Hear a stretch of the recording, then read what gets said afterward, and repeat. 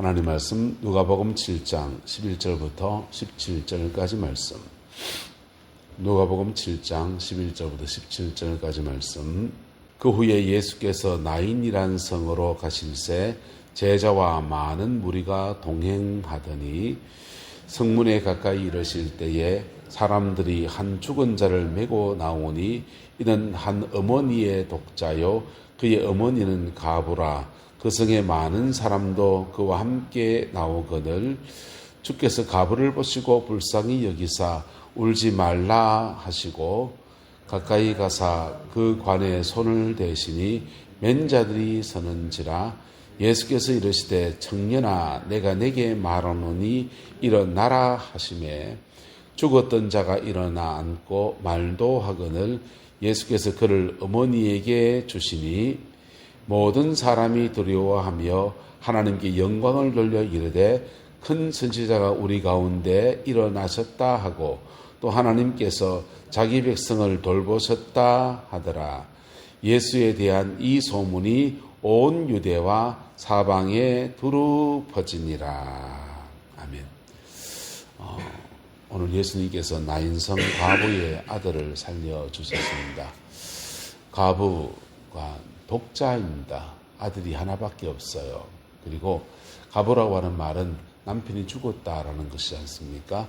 남편은 죽고 그리고 남편의 대를 이어갈 아들은 하나 있는데 그 아들마저 죽었다라는 것입니다.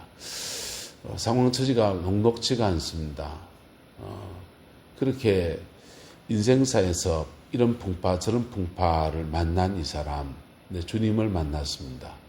만났더니 주께서 나인성 과부의 아들을 살려주시는데 보십시오. 한 죽은 자를 메고 나오는데 이는 한 어머니의 독자요 그 어머니는 과부다.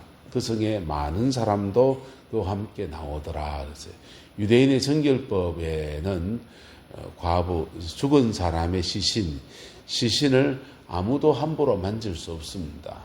가장 가까운 친족들 정도만 만질 수가 있고 나머지는 그 시신을 만질 수가 없어요. 요즘같이 항생제나 의학이 발달된 시대가 아니에요. 우리가 기독교가 서양을 통해 전파되어 놓으니까 1800 몇 년도 이 정도 들어왔거든요. 가톨릭 보트석에서. 그러다 보니까 이게 중세 시대 이후의 산물로 생각해요. 예수님 당시의 시대가 서기 0년 시대입니다. 우리나라의 고구려 백제 신라 시대 이전 시대입니다. 그래서 역병이 돌면 그냥 죽어나가는 겁니다.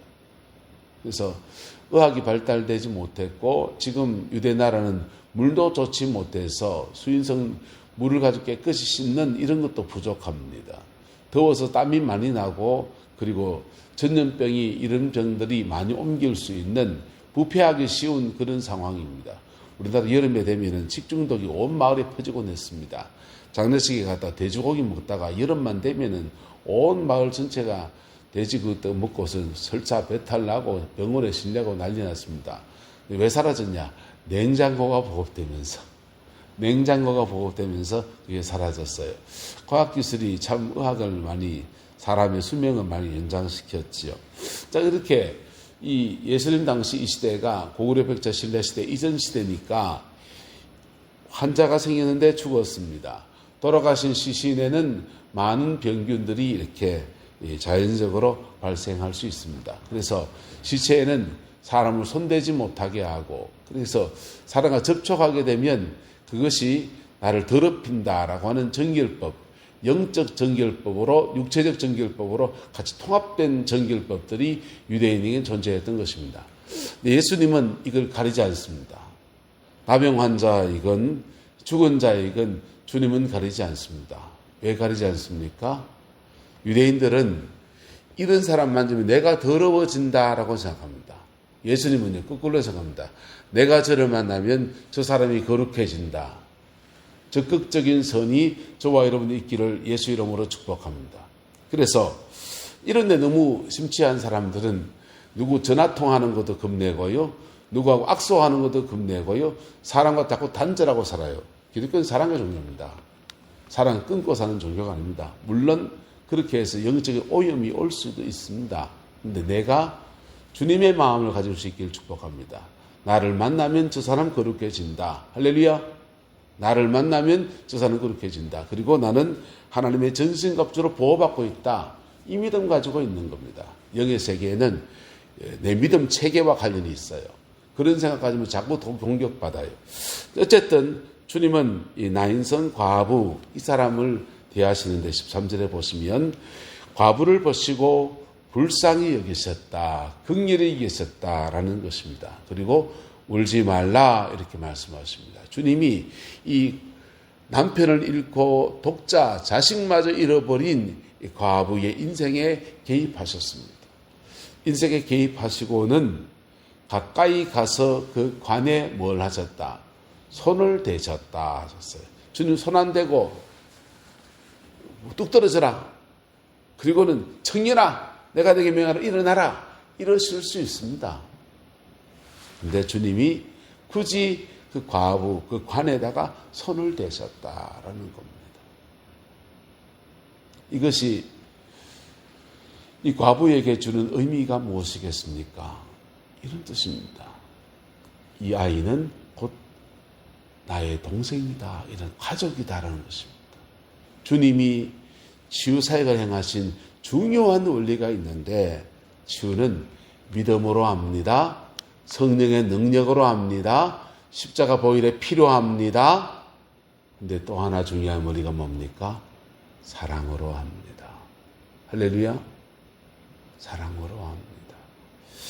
이 영혼에 대한 애틋한 사랑, 이 과부의 인생에 대한 애틋한 그 사랑을 너무도가 넘어서니까 주님이 결기를 깨고서 정결 예식의 결례를 깨고서 그 과부 아이의 청년 아이의 관에다가 손을 대십니다. 바로 나는 너의 가족이다. 예수님이 나이가 좀 더 있다면 내가 네 형이다. 내가 네 희다. 경상도 말로. 그렇게 마음을 기울이는 것입니다. 그때 예수님에게 있는 성령의 능력이 생명력이 흘러들어가면서 사망 속에 있는 나인성 과부의 아들이 벌떡 일어나서 생명을 찾게 되었습니다. 할렐루야. 주님은 저와 여러분의 인생에 이미 개입하셨어요. 사극을 한번 보다가 그 사극 중에 그런 장면이 나옵니다. 대왕대비 마마가 민정에 이렇게 나와서 보니까 누구 대문 앞에서 한 여인이 두들겨 맞습니다. 두들겨 맞는데 요지는 그렇습니다. 주인 대감님께서 자기를 급간했다는 겁니다. 급간했다고 그게 말이 들었는데 내가 언제 너를 급간했느냐 하면서 막 혼내고 야단치고 두들기 패고 난리가 났습니다. 근데 대왕대비가 뭐 때문에 때리느냐라고 하면서 달려드니까 네가 뭔데 나한테 덤벼드냐 하면서 신분을 모르니까 막 그렇게 난리가 났어요. 그런데 그 두들겨 맞고 있는 그 속에서 누군가 대비마마, 대왕대비마마 이렇게 말합니다. 그리고는 주인이 그래요. 아이고 제가 몰라보고 그랬습니다. 천연히 저거 거짓말을 해가지고 내가 그러면서 막 이렇게 얘기하는데 대왕대비께서 사과는 나한테 할 게 아니고 저한테 해야지 이렇게 말합니다. 문짓하더니 그 종에게 대왕대비의 권위 때문에 사과하려고 하니까 종이 그래요. 대왕대비 마마 그만하시옵소서. 마마께서 떠나시고 나면 인연은 죽습니다. 인연은 죽습니다. 그만하시옵소서. 그때 대왕대비가 유명한 말을 남깁니다. 너 이미 너의 인생에 개입하였느니라. 이미 너의 인생에 개입하였느니라. 그 뒤를 책임지겠다는 얘기지요. 예수님께서 우리의 인생에 이미 개입하셨습니다. 할렐루야. 그래서 인생의 이런 위기들 저런 위기들 속에서 하나님께서 우리 인생에 이미 개입하셨고 지금도 개입하시고 앞으로도 개입하시면서 이것을 간섭이라고 합니다. 계속해서 성령의 간섭하심 안에서 하나님 나라 갈 때까지 인도해 가십니다. 할렐루야. 이 은혜 아래에 우리가 있습니다. 왜요? 우리가 하나님의 자녀이기 때문에. 할렐루야. 주님의 자녀이기 때문에 주님은 우리를 어떻게 대하십니까? 가족으로 대한다는 것입니다. 그래서 그 관에 손을 대시고 긍휼히 계셔서 그 안에 손을 대시고 청년아 내게 말하노니 내가 내게 말하노니 일어나라 이렇게 말씀하셨고 죽었던 자가 일어나고 말도 하였다 했어요. 예수님께서 그를 그의 어머니에게 주었다라고 하는 것으로 이야기는 전개되었습니다. 여러분, 저와 여러분들 안에 예수님의 마음이 함께하게 되기를 축복합니다. 내보다 더 어려운 사람들, 인생의 낭패를 맞는 사람들에게 긍휼의 마음이 있고 그들에게 손을 대셔서 내 가족으로 이겼던 주님의 마음이 교회 안에 믿음이 큰 사람들에게 중직자들에게 있어야 될 얘기들이지요. 또한 때로는 우리는 나인성 가부와 같은 처지가 될 때가 있습니다. 주여 내 인생은 지금 파탄났나이다. 남편은 죽고 아들마저 죽고서 나는 인생을 어떻게 살아야 될지 하면서 절망에 터덜터덜 걸어가는 그 고비에서 주님의 긍휼이 또한 우리에게도 내리워집니다. 할렐루야.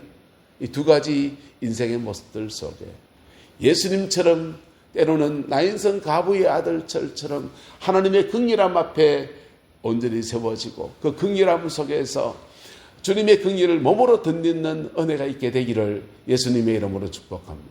그렇게 덧입으면요, 그 다음은요, 나도 주님처럼입니다. 그 은혜 받은 나도 주님처럼. 사도 바울은 이렇게 말합니다.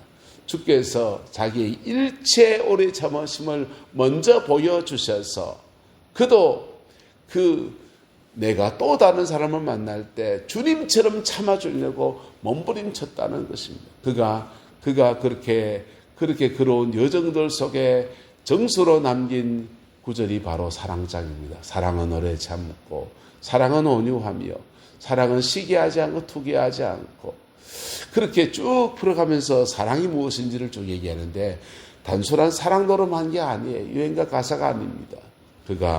그에게 주님이 그렇게 참아주신 은혜. 그래서 그 사랑 대신 예수님 너무 다 맞아요.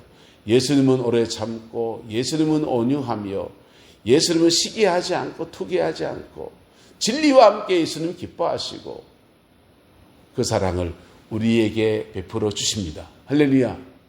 아무 조건 없이 아무 이유 없이 그냥 은혜로 우리에게 이걸 베풀어 주십니다. 그 사랑 안에서 오늘도 자유함을 얻고 그 사랑 안에서 오늘도 하나님의 충만함을 경험하는 복되고 아름다운 주일 되기를 축복합니다. 그리고 그 받은 사랑 가지고 내 삶의 자리 안에서 가족에 대해서 내게 주어진 사람들에 대해서 주님의 그 마음으로 그 10분째 1이라도 내가 한번 닮아가려고 마음을 먹을 때 나인성 가부의 아들이 살아났듯이 우리 주변의 영혼들이 살아나고 생명 안에서 생명으로 이어지는 놀라운 은혜들이 일어나게 될 것입니다.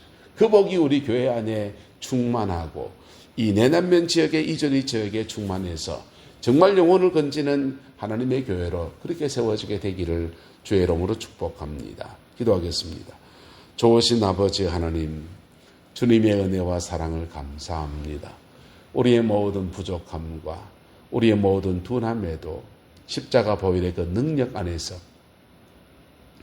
우리가 아직 죄인 되었을 때에 우리를 위해서 한없는 사랑을 나타내셨던 예수님의 사랑을 고백하며 그 은혜 아래에 내가 나아갑니다. 우리가 나아갑니다. 받아주시옵고 내 모습 이대로 받아주셔서 주님이 새롭게 하시는 그 은혜로 온전하게 하옵소서. 그리고 또한 우리에게 주신 사람들을 주님의 마음으로 그렇게 사랑해 나갈 수 있는 용기와 은혜와 담력 허락해 주시어서 이 땅에 복음의 제대로 는 빛을 나타내는 그런 교회로 하나님 주장하여 역사하여 주옵소서. 여호와께서 온전한 은혜와 사랑으로 함께해 주시길 원합니다. 예수님의 이름으로 축복하며 기도드리옵나이다. 아멘.